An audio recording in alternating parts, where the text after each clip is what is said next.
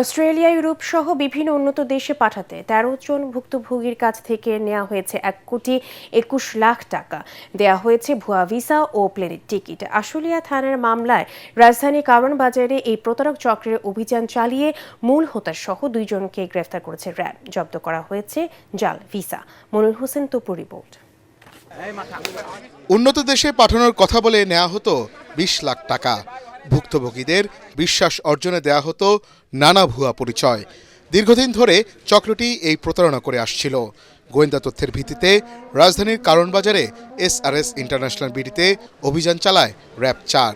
২ মাসের মধ্যে আমাকে অস্ট্রেলিয়াতে নিয়ে যাবে এবং এখানে ২৫ লক্ষ টাকা লাগবে আমাকে দেশের থেকে ভিসা প্রসেসিংয়ের মাধ্যমে। তখন ১৫ লক্ষ টাকা দিতে হবে এবং বাকি ১০ লক্ষ টাকা এটা আমাকে দিতে হবে অস্ট্রেলিয়াতে পৌঁছানোর পরে। টাকা ১ টাকাও আমি ফেরত পাই নাই। আমি ওনাদের সুস্থ বিচার চাই। আমার যে ক্ষতি করেছে, আমার সম্পত্তি বিক্রি করে যে আমি টাকা দিছি, ওনাকে ধরার জন্য আমি ১ মাস ধরে আমি লড়াই করতেছি।